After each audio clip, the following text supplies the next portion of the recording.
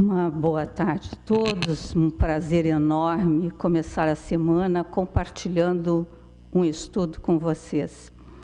Eu vou passar pelo tema, naturalmente, mas eu vou me centrar mesmo na pesquisa histórica que nós fazemos sobre como Jesus encarava a família e que família que Jesus, assim como o Espiritismo, já que nós voltamos às origens do cristianismo, ele entendia. É uma ambição, em 30 minutos, mas eu vou buscar trazer alguns tópicos que me parecem importantes. E eu vou destacar, para começar, duas passagens bíblicas sintomáticas sobre o tema. A primeira é Jesus indo para a crucificação. E vocês sabem, que o Novo Testamento nos diz que todos os apóstolos abandonaram Jesus. Tinham medo de que eles também fossem sacrificados. Aos afetos mesmo de Jesus, quem estava na crucificação era o apóstolo João. João era um apóstolo mais jovem de Jesus e é o apóstolo que vai durar mais tempo, não será sacrificado, chegará aos 100 anos no exílio e junto com Maria. E é justamente João e Maria que estão assistindo à crucificação. Quando Jesus passa por eles, ele diz uma frase emblemática. Ele diz textualmente, olha para Maria e diz: mulher, eis o teu filho. E depois ele olha para João e diz: eis a tua mãe. Isso está em João 19.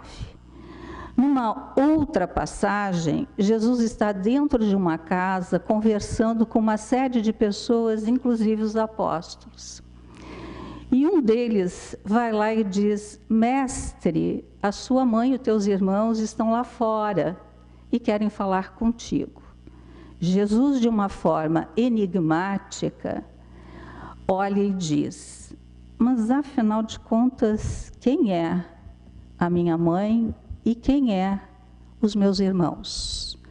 Depois eu retomo as duas falas a partir do estudo desse historiador, que eu tenho me debruçado todo dia um pouquinho dele, para poder entender. Eu tenho me voltado muito mesmo para o Evangelho, à luz do que o Mestre nos diz.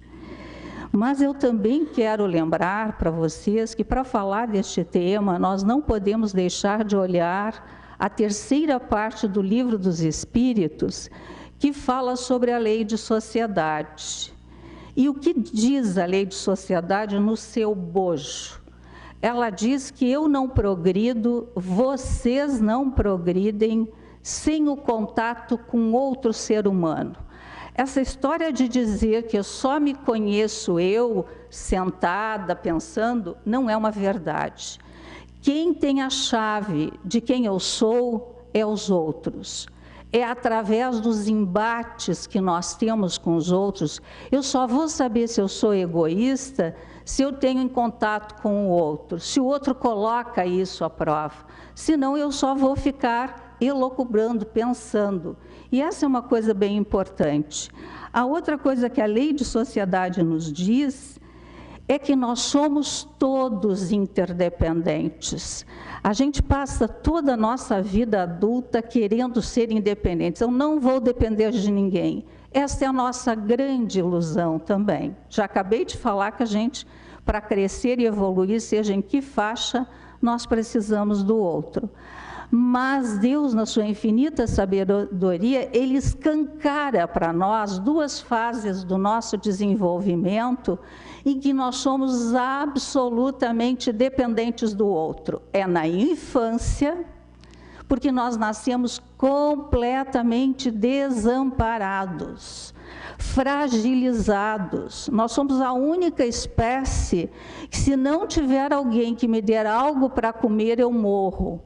Portanto, eu dependo que alguém me alimente. Vocês dizem que essa frase também, ela diz tanto: alguém precisa me alimentar. Não só do pão material, mas do afeto também, porque nós precisamos, ao nascer, desses 2 pães. E se faltar um destes pães, nós não sobrevivemos o corpo, e o outro nós nos machucamos também. Portanto, é desses 2 que a lei de sociedade está falando, dessa interdependência. O outro momento escancarado da nossa dependência é a velhice. Quando nós vamos ficando velhos, nós ficamos dependentes das pessoas. Seja alguém que nos ajude a subir uma escada, seja alguém que nos leve ao médico, seja alguém que sente conosco e converse conosco. Portanto, vejam, e o que a lei de sociedade está dizendo, e não é à toa que se nós formos olhar a vida de Jesus, ela se dá basicamente em sociedade. Foram raros os momentos descritos da sua passagem por aqui, que ele ficou absolutamente sozinho. Foram nos momentos, inclusive, necessários que nós precisamos da solidão. Portanto, essa é uma coisa importantíssima. Mas também eu tenho uma pergunta que às vezes fica no ar, quando tanta gente ouvir falar de família na Igreja Católica, no templo, em slogans hoje, né? Família de origem divina, foi Deus que instituiu a família? Respondo para todos vocês, não. A família não é de origem divina, não tem nenhum dedo de Deus na família. Quem cria o conceito, a instituição família, assim como a instituição igreja, a instituição Estado, fomos nós, homens. Lembrem-se sempre da lei de sociedade. Lei de sociedade, a família está dentro da lei de sociedade. Portanto, a família não tem origem divina. E eu vou desconstruir para vocês, inclusive, a famosa família sagrada, que é constituída por Maria, José e Jesus, né, que acabou virando para a igreja a famosa família, a Sagrada Família. Nós vamos ver que não foi esta a família que Jesus também tinha em mente na sua passagem por aqui. Então, em primeiro lugar, eu queria que a gente fizesse aí uma régua. Que instituição, família é uma instituição. Como tal, como todas as instituições, passa por profundas transformações. A família que está no livro dos Espíritos, que os Espíritos respondem para Kardec, não é a família do século XXI, porque eles tiveram que olhar o tempo de Kardec, século XVIII. Esta família era uma família patriarcal, em que só o homem tinha voz, e nós tínhamos não só a família de origem, mas todos os agregados, portanto, completamente diferente. Quando nós chegamos a este planeta, nós éramos um grande clã, um grande bando, nós vivíamos em bando, não é do jeito que nós nos organizamos, mas naturalmente que tinha alguém que precisava me alimentar, possivelmente também alguém daquele bando, nós nascemos de uma mulher, né? Hoje não necessariamente também nós nascemos de uma mulher, né? Porque a ciência nos dá hoje outras possibilidades também de nascimento, mas quando nós chegamos neste planeta, nós talvez muito mais ainda sem os recursos. Nós fomos vivendo em bandos, em clãs, em grandes agrupamentos chamados de família. Inclusive, as tribos de Israel, né? Se diz que Jesus escolhe 12 apóstolos porque eram 12 as tribos de Israel. Portanto, Moisés também, que é um dos patriarcas do Antigo Testamento, vai ter um clã enorme, né? Então, isso também é importante para a gente situar depois o que vai ser descrito da família de Jesus. A família, como eu e vocês conhecemos, ela nasce na Revolução Industrial. O que a industrialização, ela mexe, na realidade, com a estrutura familiar? Especialmente, a gente tem um marco, que é a Segunda Guerra Mundial. A partir disso, nós vamos ter uma diminuição do número de habitantes da família, e nós vamos ter também, aí uma coisa importante, toda, que eu não vou citar, mas Jesus vai citar isso também, que é a posição da mulher, né? A partir da pílula anticoncepcional, a gente deixa, na realidade, de ter apenas os filhos única e exclusivamente porque quando a gente tem relações, a gente vai ter filhos. Então, a Revolução Industrial e a Revolução Feminina, ela acaba diminuindo o número de filhos. Hoje, na contemporaneidade, nós temos 2 filhos no máximo, porque hoje as famílias optam por um filho e é cada vez mais comum o número de jovens optarem por não ter filhos. Então, hoje nós temos um núcleo familiar extremamente pequeno. E aí eu vou dizer para vocês que é uma reflexão minha, eu não estou dizendo que é bom ter 13 filhos, porque os filhos, na realidade, eram apenas para a mão de obra. Mas o que eu estou querendo dizer é que a contemporaneidade reduziu o número de filhos muito mais por questões egoísticas. Porque nós hoje, no discurso paterno e materno, ninguém quer abrir mão das suas coisas. Eu escuto isso constantemente.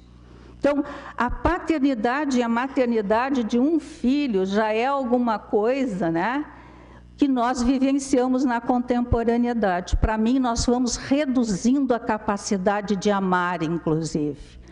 A capacidade de cuidar, que é uma das coisas para quem a família é efetivamente uma instituição, que é a instituição do cuidado, do amor, do afeto. Então, isso também é importante a gente olhar na contemporaneidade, que nós vamos também distanciando, né? Ainda mesmo que ainda no Brasil a gente tenha muitos resquícios da família patriarcal, em que o pai é o último a dar a palavra, né? Ainda a gente tem em algumas comunidades. A doutrina nos diz que a família é o nosso grande aprendizado. Eu tenho uma boa e uma má notícia para vocês. A primeira é que a família, os espíritos nos dizem, e com razão, que é onde estão os nossos desafetos. Eu nem preciso fazer pesquisa aqui. Vocês devem ter alguém na família de vocês que é o grande desafeto, ou eu não gosto, ou não sei porquê, não cruza. E certamente, porque se não tiver um desafeto, algo também, eu sempre digo quando a família diz, eu não tenho nada, não tem, vamos botar a herança no meio? Vamos ver se todo mundo continua amando-se assim. O dinheiro, a materialidade faz muitas famílias se dividirem, porque nós somos essencialmente materiais. Então, na família está, sem dúvida nenhuma, os nossos desafetos. Eu não tenho dúvida nenhuma. Quem me exige mais a minha capacidade de tolerância, de amor, seja o pai, seja a mãe. E o fato de ser pai e mãe não escapa dos nossos desafetos também. Então, veja que a família é o lugar, segundo a doutrina, em que estão os meus desafetos. Mas também, Deus é misericordioso, né? Ele não vai me dar só desafetos, Ele me dá afetos. Então, eu vou ter lá aquele primo, aquele irmão que talvez, né, esteja ali para me amparar. E se não está no seio da minha família, tem os amigos, que também é outra questão importantíssima, né? Então, eles também vão ser, neste momento, o nosso processo também de dar aquele quentinho, como a gente diz, né? Não só os enfrentamentos que nós temos. Veja, nós estamos num planeta de provas e expiações, nós somos tão inferiores que nós só conseguimos amar 2, 3 pessoas. Porque nós rezamos pelos nossos. Aqui na Casa Espírita eu escuto várias vezes, vamos em paz nós, vamos isso e vamos aquilo. A nossa capacidade de amar, e isso faz muito sentido, nós somos inferiores. Nós não conseguimos amar. Então, isso é uma coisa muito importante que eu queria também dizer para vocês, mas aí sou eu pensando, será que é só na família que eu tenho embates? Será? Será que só é lá dentro que ela me dá aprendizado? Eu vou chegando à conclusão que toda e qualquer pessoa que cruza no meu caminho, eu tenho algum conflito, algum embate. Até a moça que me atende no supermercado, às vezes confronta a minha paciência, a minha tolerância, a minha diferença com ela. É impossível o encontro com o outro sem trauma, sem ressentimento, sem mágoa, porque nós estamos num patamar inferior, meus amigos. Mas o encontro com o outro também conta de mim, tem um abraço, tem um carinho, tem solidariedade, tem mão estendida em momento difícil. Nós somos essas duas coisas. Gente com capacidade de ser muito solidária e gente com muita capacidade de ser egoísta, cada vez mais nesse século. Então, quando a lei de sociedade é aplicada na família, no nosso é esse próximo que Jesus tanto falava, que é meu confronto diário. E aí eu quero trazer para vocês uma coisa bem importante que eu quero compartilhar com vocês, e se me permitem, eu vou ler um trecho do livro, da história, em que ele reconstitui desde a geografia, o Império Romano e como era a organização dos judeus, nunca esquecendo que Jesus é um judeu. E um judeu que ora cumpre ritos e que ora não cumpre ritos. E eu queria compartilhar com vocês um trechinho, porque ele é muito, muito grande. Mas antes, se me permite, eu vou tomar uma água também. Veja. Obrigada. Ao contrário do que a gente costuma imaginar, Jesus não viveu no seio de uma pequena célula familiar. Lembra da Sagrada Família? Junto com os pais, mas ele foi integrado a uma extensa família. Os evangelhos nos informam que Jesus tem 4 irmãos que se chamam Tiago, José, Judas e Simão. É impossível, né, imaginar que Maria e José vão ter só Jesus, numa família judaica, em que é super importante ter muitos filhos, né? E que a função da mulher é ter filhos também. Os evangelhos também nos dizem que as irmãs dele não foram nomeadas, mulher não existe, né? Então, não tem importância. Provavelmente os irmãos e as irmãs são casados e eles também têm uma família nuclear, mas todo mundo vive junto. Numa aldeia como Nazaré, a família extensa de Jesus podia constituir uma boa parte da população. Abandonar a família é uma coisa gravíssima. Significava perder a vinculação com o grupo protetor e com o povoado. O indivíduo deveria procurar uma outra família.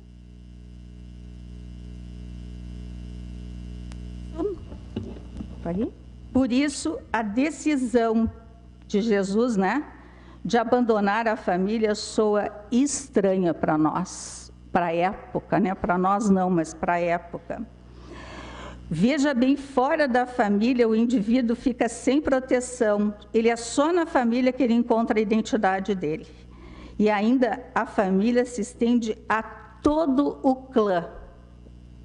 E eu quero aqui, nessa descrição, ele descreve mais de 10 páginas sobre a família de Jesus, eu quero trazer 2 dados importantes.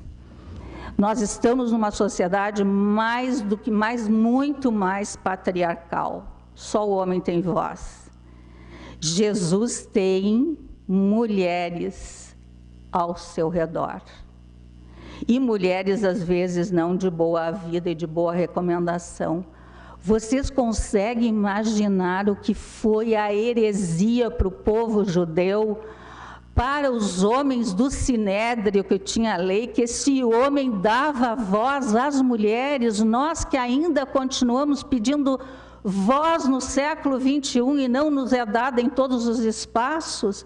Jesus faz isso. Ele desmancha a ordem da família patriarcal quando ele dá voz às mulheres. Mas eu quero ressaltar um outro trecho dele que eu acho muito importante. Jesus sai de casa e na descrição dos historiadores ele vira um profeta itinerante. Para a gente crescer, não dá para ficar o tempo todo na família. Não dá para ficar com um mundo tão pequeno, só nosso. O processo, de volta a frisar, o processo de aprendizagem não se dá só lá. Jesus sabe que ele precisa ir para o mundo. Ele sabe que ele precisa sair de Nazaré. Ele precisa percorrer as aldeias para levar a sua mensagem. Por quê? Porque se eu fico presa no meu mundinho, e veja, não só o mundo material, a gente não manda só o filho, vai embora, vai sai de casa, vai conquistar o teu espaço. Não é só materialmente. Quando a gente sai de casa, a gente tem que sair com uma certa maturidade, com responsabilidade sobre a minha vida. Quando eu saio de casa, moralmente, eu tenho obrigação de voltar melhor. Esta é uma questão, Jesus dá a cada gesto seu, ele dá para nós momentos de profunda reflexão. Essa história de que é só os meus que interessa, é os meus que eu tenho que ter seguro, é muito mais. Jesus pensava muito, muito mais do que nós pensamos. Quando nós achamos que o aprendizado se dá só na família, nós estamos não de acordo com a fala de Jesus, que sai da proteção. Por isso que ele é um profeta itinerante. Não tem mais lugar. Ele vai por todas as aldeias. Vocês veem, isso também é outra fala, é outro gesto dele, que faz a gente pensar no como esse homem foi, para a época, absolutamente revolucionário. E aí a gente também não pode dizer que Jesus não foi um filho amoroso. Muito, muito amoroso. Tanto quando Maria fica viúva, quando José morre pela lei judaica, ela tinha que casar com o irmão de José. E o que é que Jesus faz? Assume ela, porque ela precisa de um homem na sociedade judaica. Foi um filho amoroso, tão amoroso, que ele cede esta mãe biológica para ser a mãe espiritual de todos nós. É este o gesto que ele faz com João, quando ele diz, ela não é só minha mãe. Veja, olha a capacidade de amor que esse homem tinha. Jesus é o melhor que nós produzimos em capacidade humanística. Quando ele diz isso para João, ele está realmente dizendo que nós somos todos irmãos. Quando ele diz para João que essa é a tua mãe, ele está nos apontando para isso. E na segunda passagem, naturalmente, ele também está dizendo que nós somos irmãos. Nós somos irmãos de fachada, não é mesmo? Completamente nesse mundo ainda a gente está lutando para deixar de ser realmente a palavra.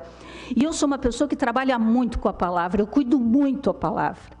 Para mim, chamar alguém de irmão tem que ser assim, de um afeto, assim, de não só de outras vidas, mas tem que ser desta vida, tem que ter sido construído mesmo. Porque as pessoas realmente falam, às vezes, sem se dar conta do significado que tem a palavra, e Jesus tinha muito cuidado com a palavra. Tanto que ele não tira o honrar pai e mãe do Antigo Testamento, mas vocês veem que ele deu um outro mandamento para qualquer outra coisa. Eu não posso amar o meu pai e a minha mãe nessa existência, porque foi negligenciada, porque foi abusada, porque foi isso, porque sofri violência, mas é a obrigação honrar, porque me deu a oportunidade de chegar. Como que eu vou fazer isso? Não sei. Cada um acha o seu jeito de fazer esse honramento, mas eu acho bem importante. E para finalizar os meus 5 minutos ainda, eu também quero trazer para vocês o trechinho em que o historiador coloca também em outro estudo um pouco do que seria a família de Jesus, a família que ele veio também comunicar.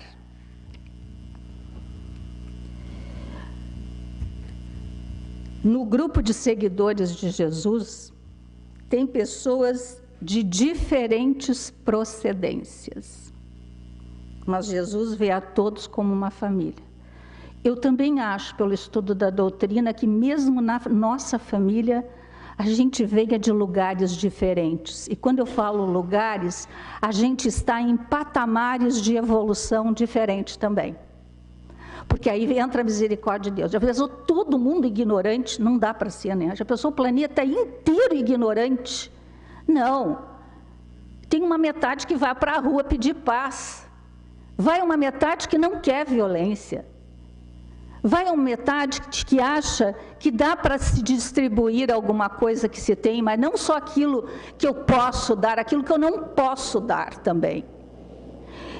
E Jesus faz isso. Todos são abarcados no seu grupo, ele não rejeita ninguém. A nova família que Deus quer ver crescer no mundo é esta. Em torno dele vão aprender a conviver, não com uma família patriarcal, mas com uma família nova. E o que vai fazer, segundo Jesus, todos serem unidos? Aqueles que fazem a vontade do meu Pai. É só isso. E é tudo isso. É minha família quem faz a vontade do meu Pai. E ele segue. Esta família de Jesus não são os laços de sangue. E nós damos ainda uma importância, tanto que a gente chama de filho adotivo. E ainda a gente usa a frase horrorosa, mas eu o amo como se fosse meu filho. Essa é uma frase absurda que a gente diz sem se dar conta.